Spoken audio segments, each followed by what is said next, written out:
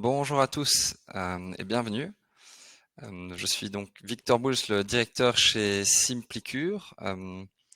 Bienvenue donc au webinaire qui traitera du lien entre la dysbiose et les maladies neurologiques en partenariat donc avec le laboratoire Nutrimed.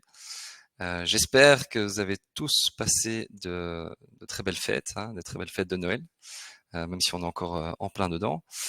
Étant donné la période de vacances, Paul de Sadelaire, donc notre intervenant d'aujourd'hui, ne pourra être là et nous allons donc projeter le webinaire en vidéo préenregistrée. Le contenu est également de très très bonne qualité, c'est juste le format qui est un peu différent. Surtout, n'hésitez pas à tout de même poser vos questions car nous y répondrons par email voilà, par la suite, évidemment. Donc, pour poser vos questions, vous avez le chat sur la droite qui vous permet d'interagir, de poser des questions et surtout de donner vos avis si c'est nécessaire. Donc, Paul est donc le directeur médical chez Nutrinet et il prendra donc le temps de répondre à vos questions par la suite. Comme d'habitude, donc le webinaire est proposé par Simplicure, une plateforme donc de prescription de compléments alimentaires multimarques et évidemment Nutrinet fait partie des laboratoires qui sont proposés sur Simplicure. Vous pourrez retrouver le replay du webinaire gratuitement sur l'académie que vous trouverez donc sur Simplicure. Je vais vous mettre le lien dans le chat, donc le lien pour s'inscrire gratuitement sur Simplicure. Et voilà, j'ai tout dit. Je vais donc maintenant lancer la vidéo et je reprendrai donc la parole à la fin pour vous parler donc de la suite et des éventuels prochains webinaires. Alors, hop. J'espère que vous m'entendez bien. J'ai pas l'impression que y ait de soucis à ce niveau-là. Je vais donc partager la vidéo maintenant. Voilà. Et là aussi. Bonjour, Paul de Sadelaire des laboratoires Nutrinet Research Nutrition. Bon, le son est bon, donc n'hésitez pas. Aujourd'hui, je vous parle des effets de la pollution à me le dire. sur notre microbiome. On va analyser, entre autres, les effets de la prolifération du Clostridium sur notre neurotransmission. Et bien sûr, dans la partie de la clinique, on va aussi analyser comment on peut utiliser ces infos dans nos traitements de maladies neurologiques, mais aussi neurodégénératives. Au niveau de mes activités professionnelles, je suis administrateur chez Lilatz aux États-Unis et aussi administrateur chez la British Society of Environmental Medicine, une association médicale à Londres. Je fais pas mal de consultations, entre autres pour des labos diagnostiques, et bien sûr je suis directeur du laboratoire que je viens de citer. Aujourd'hui, vu que c'est une formation clinique, je vais aussi citer régulièrement des produits, des dosages, ce que je ne fais pas en principe pendant mes conférences, mais si vu que c'est vraiment un entraînement, une formation, je vais le faire. Pour un peu situer le problème, eh bien, effectivement, on a vu une accélération du rythme des maladies chroniques, des auto-immunités, des maladies neurologiques, neurodégénératives. Et effectivement, on voit quand même ce lien avec cette pollution d'environnement. Et effectivement, la santé mentale n'est pas seulement les neurotransmetteurs. Je crois que l'approche où on se limite à corriger la sérotonine, la dopamine ou l'acétylcholine, je crois que c'est une approche qui souvent ne montre pas les résultats qu'on attend. Je crois qu'il faut de plus en plus, dans une approche qu'on connaît déjà de la médecine fonctionnelle, vraiment, il faut adresser tous les facteurs contribuants. Au niveau de toxicité, eh bien, je vous dis que oui, les toxines sont partout. On est comme on dit, encerclé dans les matériaux d'emballage, les agents de nettoyage, les savons et autres. Et oui, des tests ont été développés pour doser, pour mesurer ces toxines, souvent des tests urinaires. Et à base de ces résultats, mis à notre disposition par ces laboratoires diagnostiques, eh bien, on voit que la molécule toxique chimique dans la catégorie des non-métaux, c'est la molécule qu'on retrouve le plus, eh bien, c'est la bromopropane. Bon, la bromopropane, je peux m'imaginer que ça, en premier lieu, ça ne vous dit pas beaucoup, mais bon, la bromopropane a été lancée, introduite, en principe pour remplacer le chlorure de méthylène, qui à ce moment-là était confirmé comme dégradant de la couche d'ozone, sauf que, bon, après qu'on ait fait cette substitution, eh bien, à ce moment-là, on a vu que la bromopropane elle-même était au moins aussi toxique. Et depuis 2015, cette molécule a aussi été acceptée comme un cancérogène pour l'homme. Bon, utilisation vraiment un peu partout, hein, dans l'asphalte, les laminats, le fibre synthétique. C'est un solvant de nettoyage, un produit intermédiaire dans la synthèse de médicaments, de pesticides, c'est un peu partout, dans beaucoup de produits qu'on utilise. Vous voyez aussi sur la photo ce pistolet de colle que souvent des enfants utilisent aussi. Et là aussi, on a vu effectivement des cas de toxicité chez les enfants. Bon, les symptômes liés au bromopropane, bien sûr, il y a cette destruction mitochondriale, mais il y a aussi des symptômes qu'on définit comme astaxie, c'est-à-dire des symptômes qui sont issus d'une dégénérescence du cervelet. On sait que le cervelet contrôle les nerfs moteurs. Et déjà, pendant nos séminaires sur l'auto-immunité, sur l'Hashimoto, là aussi on avait abordé ce sujet, cette astaxie, parce qu'à ce moment-là, on avait vu que bon, les anticorps, par exemple chez les Hashimoto, eh bien, les anticorps agissent sur plus que juste la glande thyroïdienne. On voit que souvent, il y a ce qu'on appelle une réactivité croisée, ce qui fait que ces anticorps, qui en principe s'adressent contre les enzymes TPO, eh bien, vont aussi lier ou vont aussi s'adresser contre les enzymes, contre les récepteurs de transglutaminase 2, 3 et 6. Et à ce moment-là, bon, vu qu'on a des récepteurs de transglutaminase 6 sur le cervelet, eh bien à ce moment-là, effectivement, dans un contexte d'auto-immunité, on va entraîner cette destruction graduelle du cervelet qui effectivement donne des symptômes comme des vertiges, des nausées, une maladie de voyage, tous ces effets-là qu'on connaît comme l'astaxie. Et en effet, à ce moment-là, on a dit que si effectivement vos patients Hashimoto ont des nausées, ont des vertiges, eh bien, on pourrait examiner effectivement cette activité croisée. Donc ce serait pas mal de doser aussi les anticorps transglutaminase 6, ou même si on n'a pas accès à ces tests, déjà l'élimination du gluten pour éliminer cette activation va probablement déjà soulager une grande partie de ces patients. Mais bon, donc dégénérescence du cervelet, okay, destruction mitochondriale,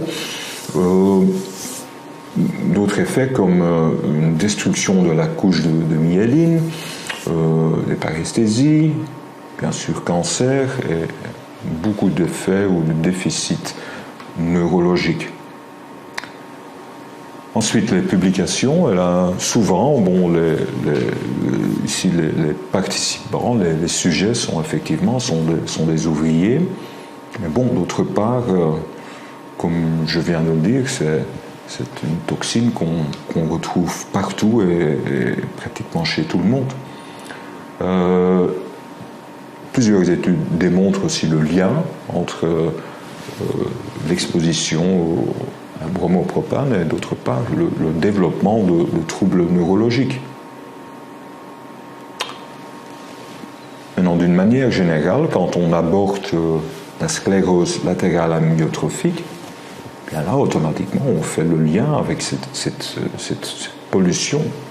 Parce qu'on sait que cette maladie neurodégénérative, même agressive, on sait que dans la majorité des cas, il n'y a pas d'antécédents familiaux, il n'y a pas de gènes qui vont entraîner cette maladie. Donc, ce qui veut automatiquement dire que le mode de vie, l'environnement, la diététique jouent un rôle important. On a par exemple constaté que chez une grande majorité des patients, où effectivement finalement on a ce diagnostic de SLA, eh bien chez une grande partie de ces patients, on voit que on a vu des insomnies manifestes vraiment pendant une grande partie de leur vie. Donc vous voyez le lien entre tous ces facteurs et finalement ce développement est manifeste. Et à base de toutes les publications, à base des recherches effectuées sur ces patients, et c'est là on a mis en carte les facteurs qui augmentent le risque de développement. Et vous voyez par exemple à gauche qu'il y a un risque prononcé chez les femmes ménopausées qui fument. Donc fumer est un risque apparemment aussi beaucoup plus d'atteinte dans les femmes ménopausées, mais on voit aussi par exemple qu'il y a une contribution des maladies auto-immunes. Là aussi on voit un risque augmenté, ou encore l'usage d'antibiotiques longue durée, parce qu'on sait que l'usage d'antibiotiques longue durée affecte le microbiome et effectivement il y a ce lien entre les dysbioses et le développement de troubles neurologiques et neuropathiques. Mais bon, c'est une partie qu'on va aborder dans cette présentation en détail un peu plus loin. Autre facteur qui augmente le risque ou qui contribue, c'est une situation avec des blessures répétées à la tête, comme on démontre ici, donc les traumatismes crâniens, les sports de contact. Et à ce moment-là, effectivement, on revient sur le sujet que j'ai aussi déjà expliqué dans d'autres présentations. On revient au niveau des microglies. Les microglies, donc la plus grande partie de notre système immunitaire au niveau cérébral, parce que ces microglies, donc des macrophages cérébrales, eh bien ces microglies, c'est comme des sentinelles qui vont patrouiller, qui vont éliminer antigènes propres, mais aussi pathogènes. Et pendant cette action de surveillance sur ces antigènes, on sait que les microglies, d'une manière simultanée, vont libérer des cytokines pro-inflammatoires, question de s'organiser, de bien gérer la situation. Eh bien, on sait que dans les traumatismes crâniens, qu'on voit bien sûr souvent chez des gens qui ont fait des sports de contact, comme des boxeurs, eh bien là on sait que ces microglies sont suractivés. Donc même au repos, ils vont libérer des taux excessifs de cytokines pro-inflammatoires, ce qui fait qu'on a une situation d'inflammation chronique. Et si on dit inflammation chronique, bien sûr, on va entraîner une cascade d'inflammation qui ensuite augmente le risque de développer des maladies neurodégénératives, ce qui s'est bien sûr déjà souvent manifesté effectivement chez des patients après un traumatisme crânien ou des gens qui ont effectué des sports de contact. Donc ce lien avec cette suractivité des microglies ou ce priming, comme on l'appelle en anglais, est bien sûr là aussi une prédisposition ou un risque majeur ici aussi de développer des maladies comme on aborde ici. Parmi tous les autres facteurs, à base des publications, des statistiques, et là, naturellement, c'est en rouge, hein, donc le facteur qui est le plus cité et retrouvé dans la publication, effectivement, c'est la pollution. La pollution, qui est un facteur primordial, et à ce niveau-là, bon, quelles sont les options de traitement? Je dirais même un peu d'une manière générale dans cette pollution d'environnement. Eh bien, naturellement, c'est en premier lieu éviter l'exposition, bien sûr. Et en deuxième lieu, eh bien, tous les systèmes pour optimiser, pour favoriser cette détoxification. Entre autres, le glutathion, et le sauna infrarouge. Et je dis le glutathion, eh bien, je m'explique, parce que notre système de détoxification contient en principe deux phases, comme vous le savez. Donc, la première phase, à ce moment-là, on va activer la molécule xénobiotique d'une manière générale, donc la molécule toxique. On va l'activer, ce qui veut dire qu'on la prépare pour être conjuguée en deuxième phase, pour être liée en deuxième phase avec une molécule endogène hydrophile. On va surtout produire une molécule hydrosoluble qui peut facilement être dégagée.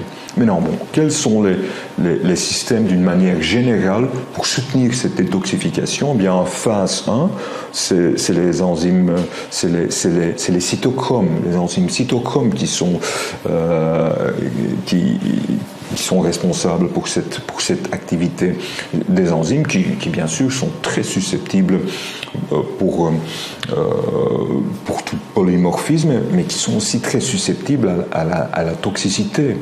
Donc là, on voit l'impact en première phase.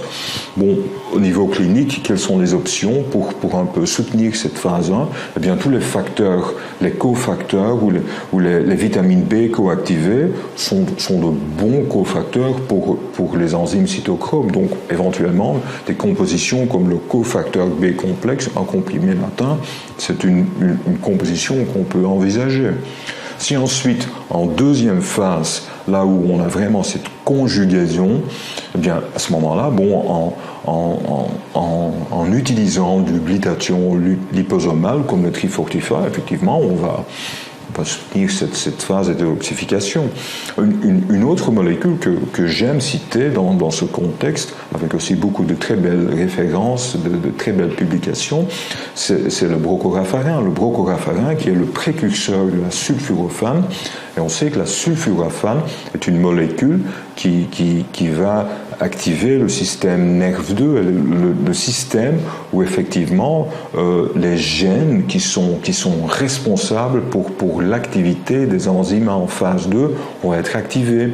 Donc le brochorapharin, le précurseur du sulforaphane, une capsule par jour, cofacteur B complexe, un comprimé par jour, et le glutathion liposomal, le Trifortify, une cuillère à café. Mais bon, ça c'est d'une manière générale ce qu'on peut envisager pour soutenir ce système naturel de détoxification, comme je dis, d'une manière générale.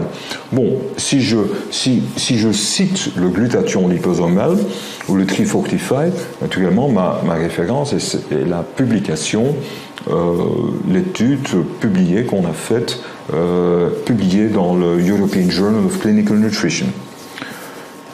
C'est une étude où en premier lieu, avec cette forme liposomale orale, on a démontré, ça c'est la partie rouge, qu'après 2 semaines d'usage, la concentration intracellulaire avait augmenté de 28%. Vous savez, le glutathion, c'est surtout le niveau intracellulaire qui est très important pour son activité. Ensuite, dans la même étude, ça c'est en vert, on a démontré l'effet sur le stress oxydatif qui est fortement diminué. Effectivement, si on diminue ce stress oxydatif, on diminue aussi, entre autres, la destruction des natural killer cells, et donc l'activité des cellules NK avait augmenté de 400% après 2 semaines. Donc très important, très intéressant ici au niveau de stress oxydatif, bien sûr au niveau de détoxification, mais vous voyez même au niveau de défense au niveau immuno. Ensuite, quelles sont les autres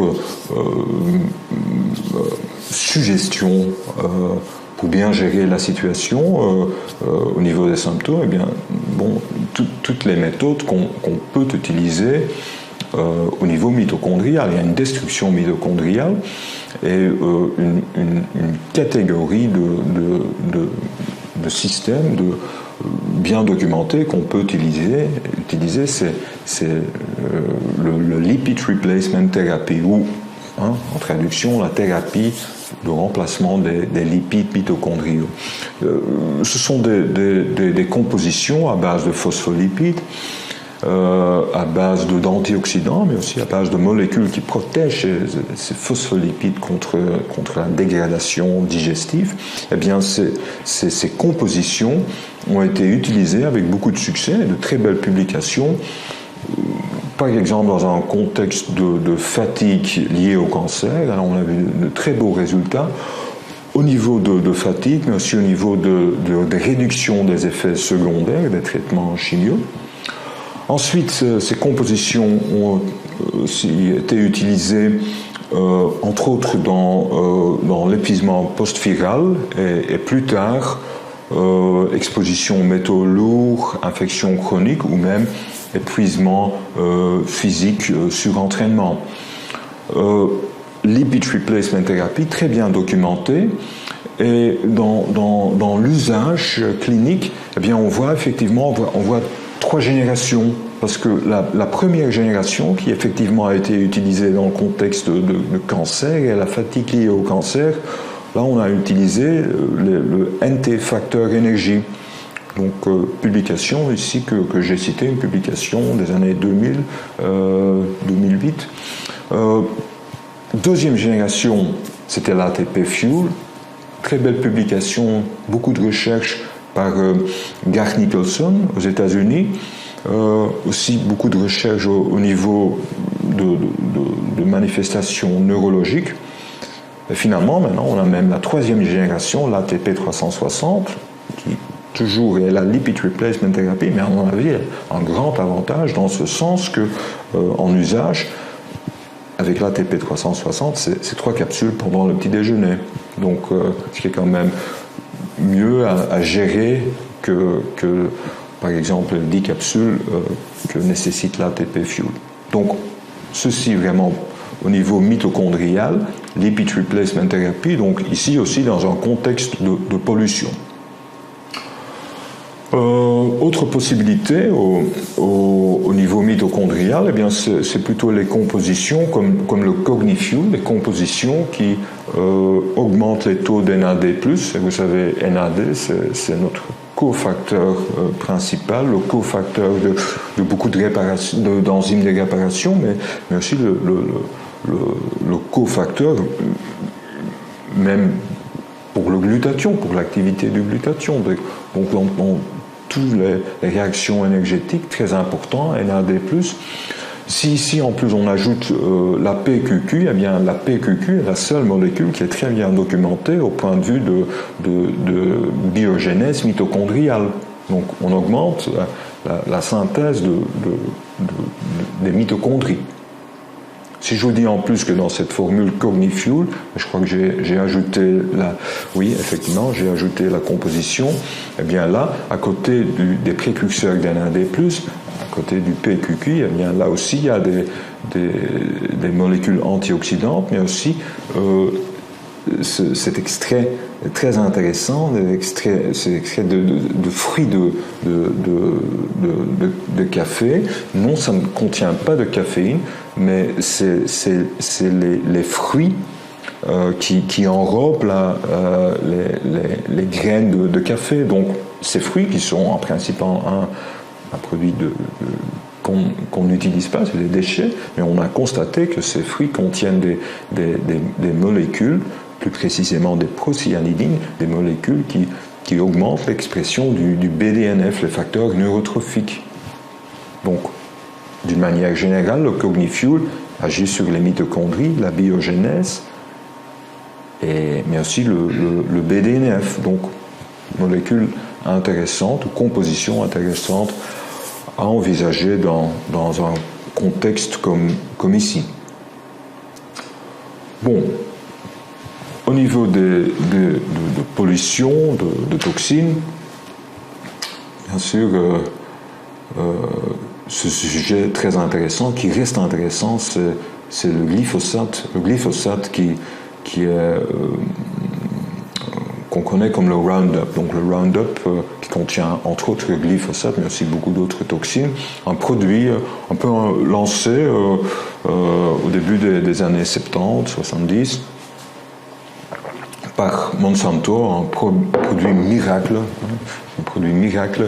qui est destructeur pour les mauvaises herbes, mais qui, selon Monsanto, est certainement, pendant la lancée, était un produit qui était uniquement destructeur pour tout ce qui est mauvaises herbes, donc un produit sans effet secondaire, sans risque. Ce qui naturellement n'est pas le cas.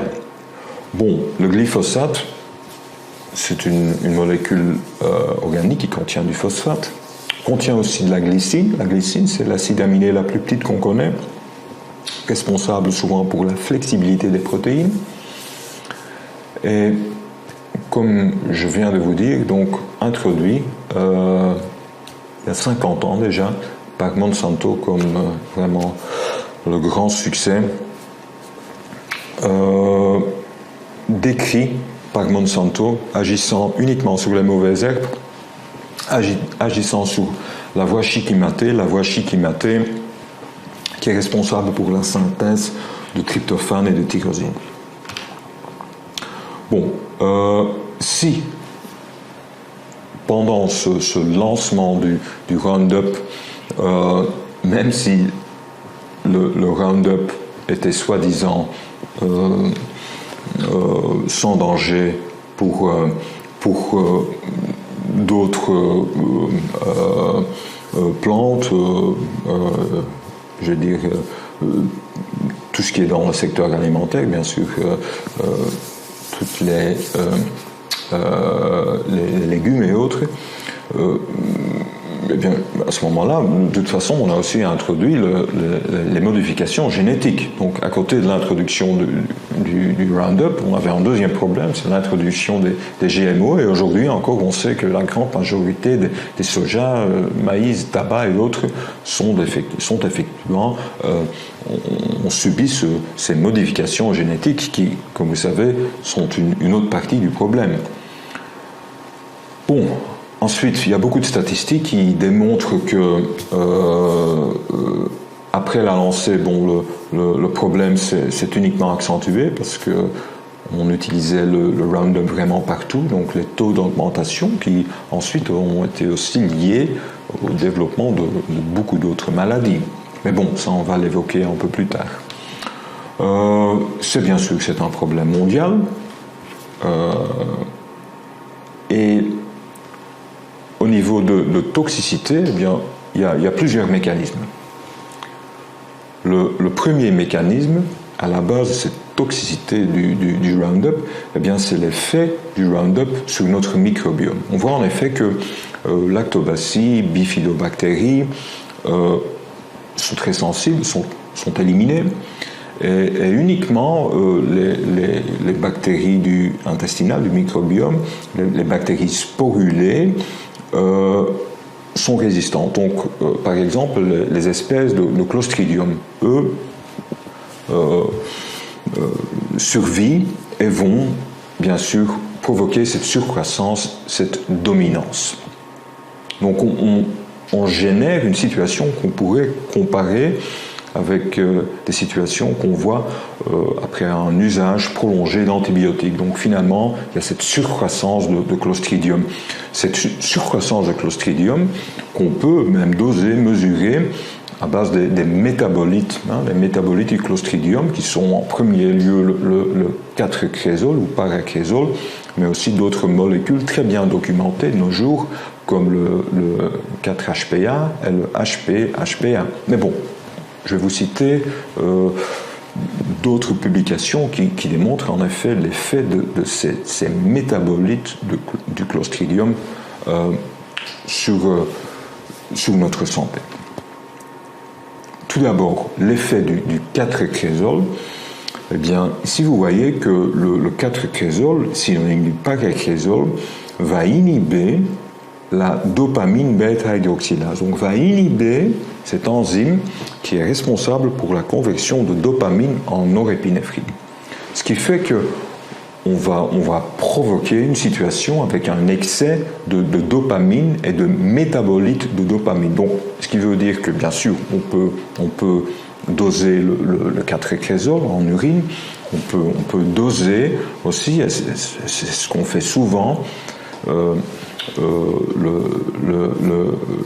ratio, la balance HV1 sur VM1, donc les métabolites de dopamine sur les métabolites de norépinéphrine. Et là, effectivement, on voit aussi directement les effets toxiques. Effets toxiques avec, effectivement, cet excès de dopamine, un excès qu'on voit aussi dans des syndromes comme la schizophrénie ou les hallucinations. Si je vous montre que le 4-crézole a un effet inhibiteur sur la dopamine bêta-hydroxylase et de ce fait augmente les métabolites de la dopamine, eh bien d'autres causes, d'autres situations où on voit effectivement ces excès, c'est bien sûr des situations où on utilise des précurseurs de dopamine, comme le Prolopa ou même la tyrosine, mais on voit aussi ces effets chez des gens, des patients qui consomment beaucoup de produits alimentaires qui contiennent de l'aspartame. Donc les Coca Light, les Pepsi Zero, tous ces boissons, mais aussi ces aliments qui contiennent beaucoup d'aspartame, parce que apparemment un des produits de destruction de l'aspartame, c'est l'hydroxyhippurique, qui lui, au niveau d'activité, eh bien ressemble au 4-crézole, a aussi un effet inhibiteur, donc peut aussi provoquer ces excès de dopamine, donc à base d'une alimentation fort ciblée sur tous les produits light.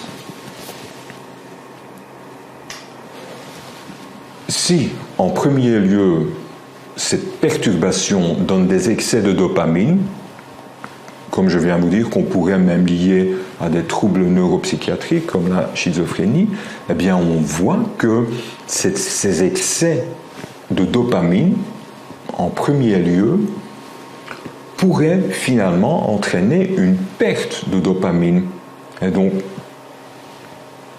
provoquer des situations là qui sont plutôt représentatives pour le parkinsonisme. Pourquoi? Eh bien, on voit que ces excès de dopamine peuvent s'échapper des vésicules synaptiques.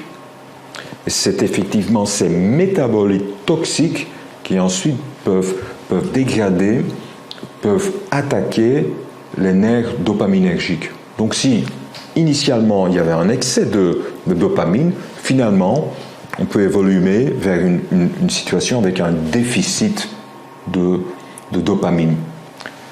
Et en plus, on voit que ces métabolites toxiques de la dopamine vont en plus épuiser nos réserves de glutathion. Donc on perd le système de défense primordial, surtout au niveau cérébral, de glutathion, parce que vous savez, par exemple, dans l'approche complémentaire de l'autisme, on sait que l'utilisation du glutathion, le glutathion liposomal, est un atout très précieux, parce que d'office, on voit que chez les enfants autistes, les taux de glutathion réduits au niveau cérébral sont très bas. Donc là, déjà, on utilise du glutathion liposomal, du Trifortify, mais bon, d'une manière générale, vous imaginez si ces métabolites toxiques qui sont libérés ici épuisent nos taux de glutathion, eh bien, on perd cette défense antioxydante, anti-inflammatoire au niveau cérébral. Ce qui, bien sûr, va accentuer le développement de maladies neurologiques progressives. Des bilans où, effectivement, on voit ces taux de HVA, VMA augmentés. Et dans une approche totale, un détail des effets toxiques, si je vous démontre d'abord l'effet du glyphosate sur notre microbiome, bien, ensuite, bien sûr, il y a l'effet sur notre voie chiquimatée, parce que nous aussi, on a une voie chiquimatée. Donc, automatiquement, voilà, on provoque aussi un déficit de tryptophane, sérotonine et mélatonine. Autre effet toxique, c'est l'effet chélateur du glyphosate sur le magnésium et le manganèse. Si le glyphosate épuise nos réserves de magnésium et de manganèse, eh bien, ça a un effet direct sur nos mitochondries. Parce que le stress oxydatif qui est dangereux pour nos mitochondries, eh bien, on sait que ces radicaux libres, surtout la surtout l'anion superoxyde, on sait que il est neutralisé par la superoxyde dismutase. Et la superoxyde dismutase nécessite le manganèse en cofacteur. Donc, si effectivement notre glyphosate va chéler le manganèse, eh bien, on diminue fortement la capacité des superoxydes dismutases et automatiquement on diminue l'effet protecteur, et ce qui donne beaucoup plus de destruction mitochondriale. Ensuite, si le glyphosate contient de la glycine, eh bien, vous pouvez vous imaginer que le glyphosate peut remplacer la glycine dans la conjugaison des acides biliaires.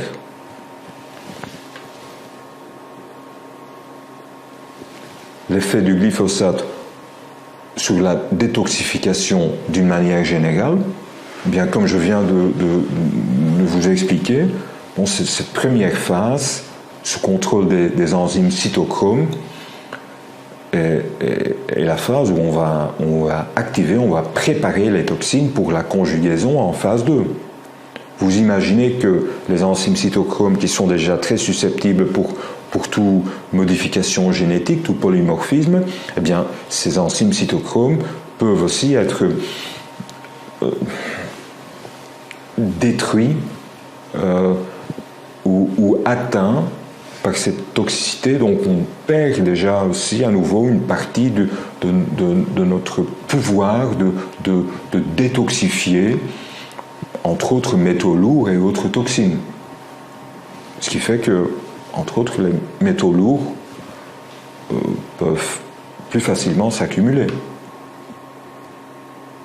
Bon, les effets, les manifestations toxiques à plusieurs niveaux, beaucoup de symptômes liés à l'exposition, à cette surexposition au Roundup, et naturellement à partir de là beaucoup de statistiques où on démontre entre autres le lien entre l'autisme, le développement de l'autisme et effectivement certains de ces mécanismes que je viens de vous démontrer, comme effectivement ces déficits en manganèse qui entraînent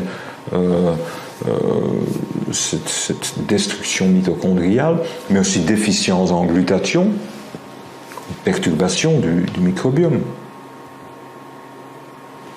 D'autres études ont aussi démontré que, à côté du 4-écrésol, eh bien, les autres métabolites du Clostridium ont aussi été constatés, mesurés chez les patients, chez les enfants autistes. Ensuite, de nouvelles publications ont confirmé le lien bidirectionnel entre, d'une part, le microbiome et d'autre part, le développement de maladies neuropsychiatriques. Cette publication, qui date de 2018, démontre que chez les patients souffrant du premier épisode psychotique, et bien là, après 1 an, après 12 mois, on voit que voilà, la grande majorité est effectivement en rémission du moment que le microbiome est en balance. Si effectivement il y a une dysbiose, on voit qu'il y a que 28% des patients qui effectivement sont en rémission. Donc vraiment le lien direct entre la qualité du microbiome et l'évolution de cette maladie neuropsychiatrique. Ensuite, je vous montre le cérébiome. Et le cérébiome, c'est une composition de probiotiques qu'on a développé, qu'on a enregistré. C'est un mélange de Bifidobacterium longum et Lactobacillus helvetica. À travers de plusieurs études publiées, on a démontré le lien et l'utilisation du cérébiome et ses effets sur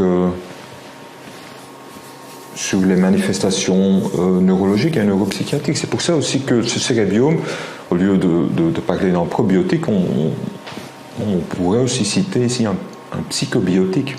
Et cette étude que je vous montre ici, c'est une étude avec 110 participants sous traitement antidépressant, mais la moitié a utilisé à côté du traitement antidépressant cette composition cérébiome. Effectivement, on voit après 2 mois que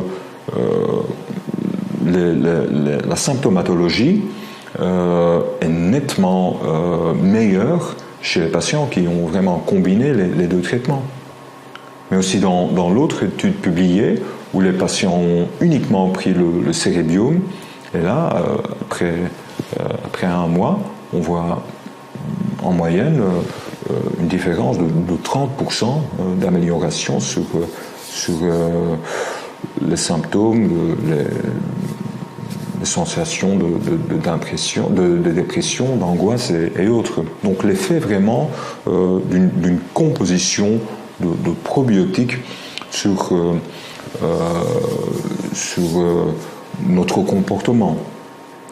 Ce cérébiome a été utilisé quand on a lancé notre composition Anxious.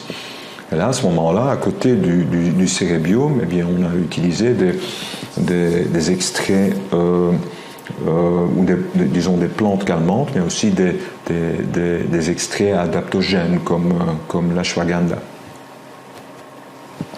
Donc l'indication, c'est vraiment tout symptôme lié à la dépression ou l'humeur. Ensuite, d'autres publications qui en effet démontrent, confirment ce lien entre le microbiome et notre comportement. Eh bien, une très belle étude, peut-être que vous l'avez déjà rencontrée quelque part, publiée en 2011, où effectivement on voit deux catégories de souris. Il y a les souris timides et les autres souris qui prennent des risques. Donc, si vous regardez les détails publiés, vous allez voir qu'il y a un test où les souris doivent sauter d'un pont. Disons. Et on voit ici, quand on fait une transplantation fécale, on voit effectivement que les souris timides, ensuite ils prennent des risques, et ceux qui prennent des risques deviennent timides. Donc une transplantation fécale est aussi une transplantation de personnalité pour vous vraiment démontrer l'effet. Ensuite, les métabolites du Clostridium à côté du 4-écrésol, je montre ici que l'HPA a été aussi dosé et cité dans d'autres troubles neuropsychiatriques, entre autres les cas d'abus de substances, anxiété, schizophrénie, beaucoup de publications, et même dans un contexte d'anorexie, de boulimie, parce que là aussi, on voit le lien. Ce qui est intéressant, et on a même constaté que grâce aux transplantations fécales, on peut cultiver des souris obèses ou anorexiques. Nouvelle perspective dans le traitement des TDAH, des maladies, des syndromes de comportement. Eh bien, pourquoi je parle ici de principes fondamentaux ? Eh bien, parce que il y a 20 ans, ou même il y a 10 ans, en gérant la situation d'une manière complémentaire, on voyait beaucoup de résultats manifestes. Donc, d'une manière complémentaire, et là je cite entre autres, soutien de la méthylation, parce qu'on sait que souvent il y a des métaux lourds qui s'accumulent, il y a des problèmes de détoxification, et effectivement, en optimisant cette méthylation avec des molécules comme la vitamine B12 méthylée ou le folate bioactif, vous voyez ici cette composition qui est aussi une de nos compositions qu'on utilise en sublingual. Là, on voit des effets, mais aussi bien sûr l'utilisation du glutathion. Comme je vous ai déjà dit, le glutathion qui est diminué d'une manière générale dans ces situations. Et là, l'utilisation du glutathion liposomal comme le Trifortify est certainement un outil très intéressant. Si les toxines, si les métaux lourds s'accumulent, il y a des chélateurs qu'on utilise sous forme orale, comme le Toxin Pool. Je vais vous donner la composition immédiatement. Donc le Toxin Pool, le dosage, 1 à 3 capsules, dépend du poids du patient, mais ça je vous montre immédiatement. Et bien sûr, si on envisage d'utiliser des chélateurs, à ce moment-là, il faut aussi doser, gérer les minéraux, parce que pendant la chélation, on perd aussi des minéraux. Donc, si on utilise le Toxin Pool, on combine avec des compositions comme Mineral Supplement. Là aussi, je vous montre directement la composition. Mais d'une manière générale, ici, quand on gère ces traitements, bien sûr, faites attention aux allergies alimentaires, éliminez gluten, autres alimentations inflammatoires comme les produits laitiers. Donc bien sûr, une alimentation bio et organique est toujours conseillée. Des molécules comme l'ERG3, un extrait du ginseng coréen, une molécule sous application nasale qui va directement moduler les microglies, est intéressante. Et bien sûr, vérifier d'une manière générale aussi les marqueurs auto-immuns. Si je dis que, bon, dorénavant, il y a de nouvelles perspectives, eh bien, c'est parce que on voit de plus en plus la contribution de, entre autres, cette pollution, mais bien sûr aussi de la prolifération du candidat, des mycotoxines, donc beaucoup de facteurs qui contribuent souvent dans ces pathologies complexes. Si je cite le multi-messenger, c'est une composition à base de transfert facteurs avec une belle publication. C'est une composition qu'on utilise vu qu'elle augmente la capacité des natural killer cells, mais d'une manière très équilibrée. Bien sûr, des tests ont été développés, non seulement pour doser toxines et métaux lourds, mais aussi des tests urinaires sur les acides organiques, les métabolites, parce que, bon, confirmer et doser les toxines, c'est une partie, mais si à côté de ça, on peut aussi voir et mesurer les effets sur le métabolisme, hein, les effets sur les oxalates et autres, c'est naturellement, ça nous aide à cibler nos traitements. Le lithium peut être pris en considération. Pourquoi? Parce que le lithium, qui est un médicament sous prescription, même ici, le lithium à faible dose, le low dose lithium, est un modulateur des récepteurs NMDA.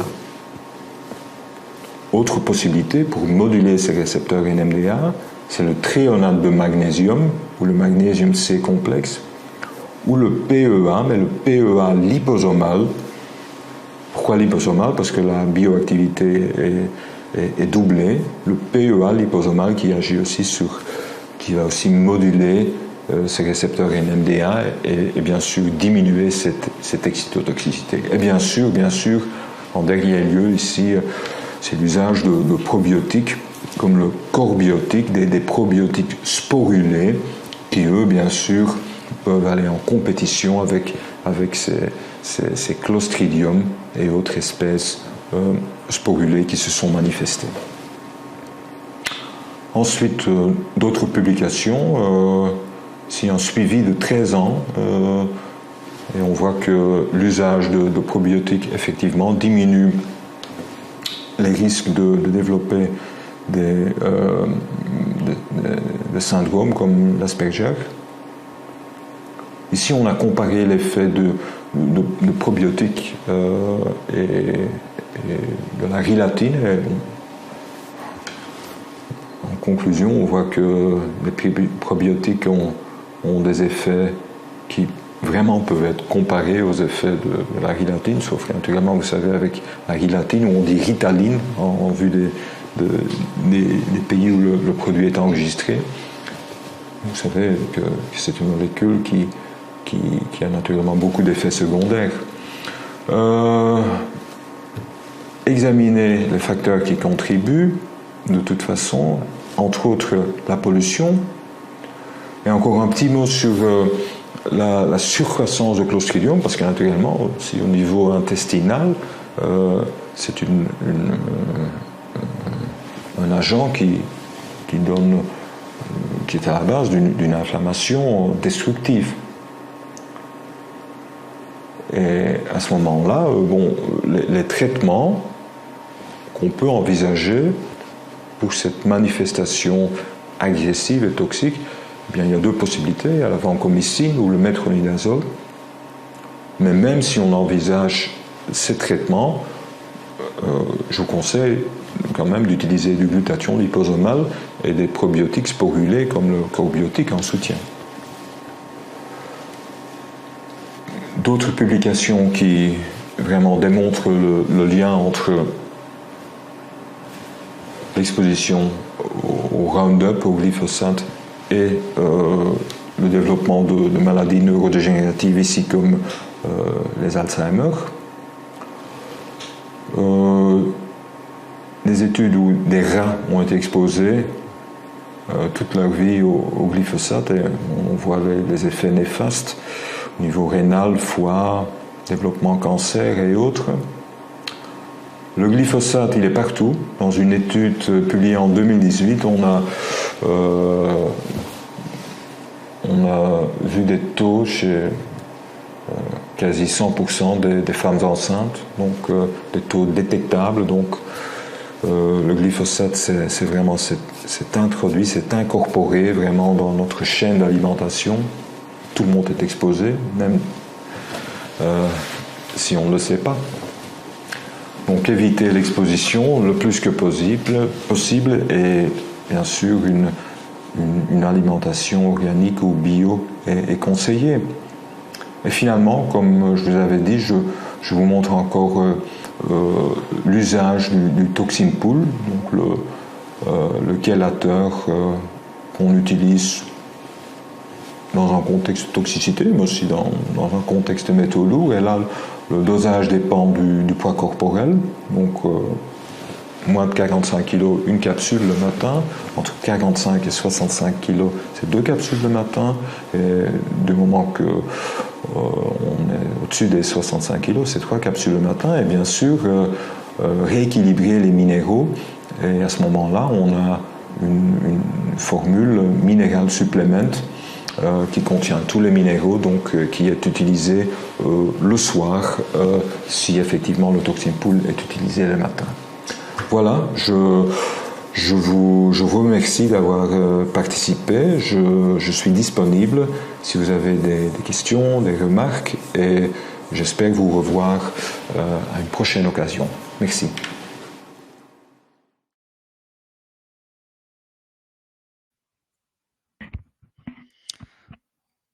Voilà.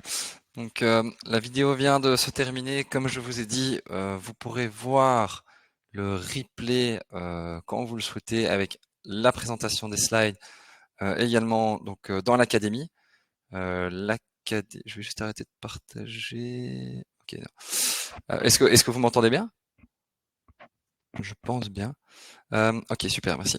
Donc vous pourrez retrouver donc ces slides dans l'académie qui est sur Simplicure. Je vous mets à nouveau le lien pour s'inscrire directement dans le chat et voir le replay. Voilà. Donc l'inscription est gratuite comme je vous l'ai dit. J'espère que ça vous a plu. Moi j'ai trouvé ça extrêmement intéressant. Paul interviendra sûrement encore d'autres fois sur d'autres webinaires. C'est Paul de Sadeler, Céline. C'est Paul de Sadeler. Donc je vous enverrai de toute façon les slides. Je vais juste reprendre la présentation initiale, voilà, qui est ici. Donc, comme on vous disait, ça a été présenté en partenariat avec Simplicure. Donc Simplicure, qui est donc la plateforme de référence qui rassemble donc les meilleures marques de compléments alimentaires à un seul endroit. Le but étant de simplifier l'expérience de recommandation et donc d'achat pour les patients. Quelques laboratoires partenaires. Vous voyez qu'on a quand même la majorité des gros laboratoires avec quelques contrats exclusifs.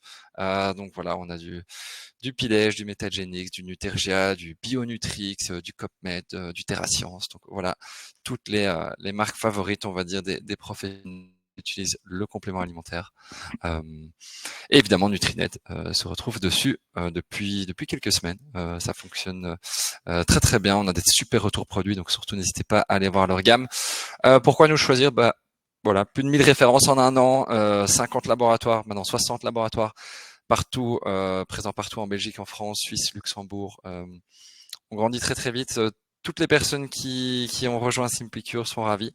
C'est modifier un peu ses petites habitudes, mais au final tout le monde s'y retrouve. Les patients sont hyper contents, les thérapeutes sont hyper contents, donc n'hésitez pas à nous demander un petit rendez-vous. Vous pouvez vous inscrire et l'utiliser de toute façon toute seule. Et évidemment, c'est super intéressant pour les patients qui ont également des avantages, des prix avantageux.